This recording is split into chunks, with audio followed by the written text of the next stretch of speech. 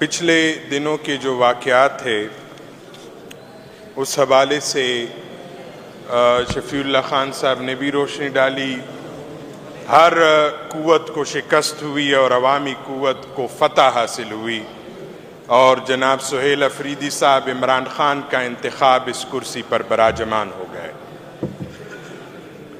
और मेरे लिए बतौर कबायली बहुत फ़ख्र की बात है और पूरे कबाइल जनाब इमरान ख़ान साहब के मशकूर है कि उन्होंने तारीख़ में पहली मरतबा कबायली अवाम के सर पर शफ़क़त का हाथ रखा और सुहेल अफरीदी साहब का इंतखाब किया।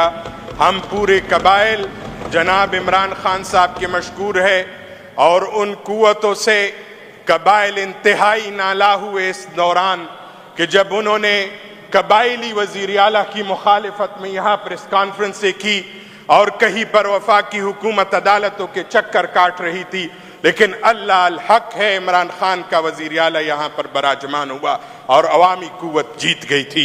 मैं एक और गुजारिश करूँगा, ये पिछले दिनों हम अडियाला जेल गए थे। हर पार्टी का ये हक है कि वो उनके लीडर का कि वो अपने रहबर और सियासी मुर्शिद का उनसे गाइडलाइन भी ले और उनसे मुलाकात भी कर ले। पिछले दिनों एक शर्मनाक वाक़या, ये पिछली दफ़ा भी इस तरह के वाक़यात हो चुके, लेकिन ये वाक़या अजीब था कि हम सब तकरीबन अक्सरियत MPAs बमाए चीफ एग्जीक्यूटिव और leader of the house Adiala jail के बाहर हमें रोक दिया गया और लीडर से मुलाकात नहीं करने दी गई। इस दौरान वज़ीर आज़म से हमारे CM साहब की बात हो गई। वज़ीर आज़म साहब ने कहा मैं पूछ कर बताता हूँ। वो कौन है जिससे पूछ कर बता रहे हैं आप इतने बेबस हैं, आप इतने कमज़ोर हैं, आप इतने गिरे हुए हैं, आप इतने नीच पर आ गए कि कर्नल से आपको पूछना पड़ रहा है कि मैं आपकी इजाज़त लूँ कि आपकी लीडर से मुलाकात हो जाए।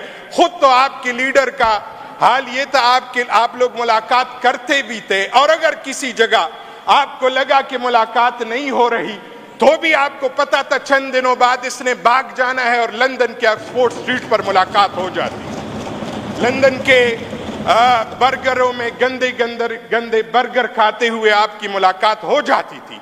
क्या कई कुछ दिनों बाद उनके प्लेटलेट्स कम हो जाते थे, बीमार बनकर बाहर चले जाते थे। लेकिन मेरा लीडर और रहबर 2 साल बहुत होते हैं, किसी के किरदार को जांचने के लिए 10 दिन काफी होते हैं। मेरे लीडर पर इल्जाम लगाया, वो जो इल्जाम था कि नशई है नौजुबिल्ला, ये 2 दिन नहीं गुजार सकता। आज 2 साल से जायद हो गए, 24 घंटे आपके कैमरों की निगरानी कर रहे हैं। आज 2 साल से जायद हो गए, आपके कैमरे 24 घंटे उस आदमी की निगरानी कर रहे हैं। उस आदमी के किरदार की कोई एक खराबी निकाल दे हम मान लेंगे, लेकिन आज तक उनके किरदार की एक खराबी आप नहीं निकाल सके। ये उस लीडर का, उस रहबर का किसी के किरदार को जांचने के लिए यहाँ इस हद तक ये काफी होता है। लेकिन आप इतने बेबस है कि वजीर आजम की सीट के बाद भी आप उस एक कर्नल से इजाजत के लिए भीख मांग रहे होते हैं। यही आपका किरदार है। ऐसी हजारों कुर्सियों पर, ऐसी हजारों कुर्सियां पांव की टोकर पर हो कि जब आपका ये किरदार हो। दूसरी बात अमन व अमान के हवाले से आ रहा हूं। अमन व अमान की जो सूरत हाल कबायली इलाकों में है, हमारे अमन व अमान अफगानिस्तान के साथ वाबस्ता है। मैं अफगान बॉर्डर से इधर असम्बली में नुमाइंदगी कर रहा हूं। हमारे बॉर्डर क्यों मजबूत नहीं हो रहे? आप बॉर्डर मजबूत कर ले और अफगानिस्तान से जो बात इमरान खान साहब जमाने से कर रहे कि बातचीत कर ले। आज कई दिनों की जंग के बाद आप इस नतीजे पर पहुंचे कि दोहा में हमारे मुज़ाकरात हो रहे हैं और फिर इस्तांबुल में इसके बाद मुज़ाकरात होंगे। इस बात पर अगर आप बाद में आना था तो उस कायद और रहबर की बात पहले मान लेते और मुज़ाकरात की मेज पर बैठ जाते। शायद इतनी जंग ना होती, खूनरेज़ी ना होती और ना ये किसी के मफाद में है। इमरान खान साहब ने 2-3 वाक़यात की तरफ इशारा किया, उस हवाले से बात ज़रूरी समझता हूँ। ये जो 1 तो 9 मई का वाक़या, इसकी जुडिशल इंक्वायरी मुकम्मल की जाए और उसका ऑर्डर दिया जाए कि कौन मुलव्विस था। उसमें जितने CCTV फुटेजेस है आप उसको छुपा रहे हैं। उसके बाद 26 नवंबर का वाक़या हुआ, उन शुहदा को तस्लीम कर ले और कौम से माफ़ी मांगे। और इसके बाद आपका ये जुल्म बढ़ता रहा। रिसेंट वाक़या तहरीक लब्बैक पर हुआ। तहरीक लब्बैक का मार्च था फ़लस्तीन के हवाले से एहतजाज का।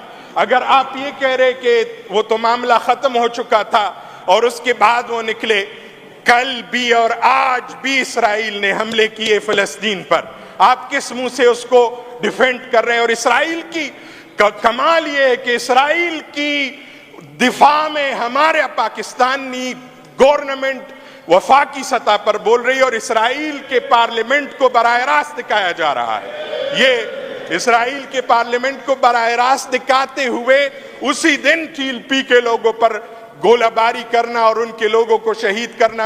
हमारे सादा मुतालिबात है उन शुहदा की फहरिस्त शाया की जाए कि कौन लोग शहीद हुए थे और हमने जो जुल्म किया, जो जबर किया, जो खून की नदियां बेही खानसाने है। गुजरांवाला कामुकी का जो वाक़या हुआ है उस पर पूरे कौम को एतमाद में लिया जाए। इस तरह नहीं होता कि 26 नवंबर में भी आप कत्लेआम करें और बाद में डिठाई से खामोश रहे और फिर आप उस पर झूठ बोलते रहे। और इसी तरह ये वाक़या भी हुआ और उस पर भी आप डिठाई से खामोश होते रहे और फिर झूठ पर झूठ बोलते रहे। इसी तरह कबायली इलाकों में जो खूनरेजी होती रही उसको भी कोलेटरल डैमेजेस का नाम देकर आप मुसलसल मुजरिमाना खामोश होते रहे। इस तरह ये कौम का एतमाद इससे बहाल नहीं होता बल्कि हौसले पस्त हो जाते हैं। हमारी यही गुजारिश है। और मैं एक गुजारिश आखिर में जनाब स्पीकर एक गुजारिश करूंगा। हमने एक करारदाद यहाँ असेंबली से पास करवाई थी नाते पाक के हवाले से और अल्हम्दुलिल्लाह उस पर मैं खराज अकीदत पेश करता हूँ। उसका आगाज़ हो चुका है लेकिन हदीस पाक बयान की जाती है, वो भी बहुत बेहतर है। सर आंखों पर हुजूर का जिक्र हो तो ये हमारे लिए एजाज़ भी है, हमारे सरों के ताज भी। यही तख्त व ताज से बेहतर हुजूर का नाम और जिक्र है। लेकिन कभी कभार ये भी होना चाहिए कि तिलावत के बाद नाते पाक भी बाकायदा हो। ये कोई मैं शरीयत से बाहर बात नहीं कर रहा, ये सहाबा का तरीका है और नात सुन्ना हुजूर अलैहिस्सलाम की सुन्नत है। यही गुजारिश करना चाह रहा था। बहुत शुक्रिया जनाब स्पीकर।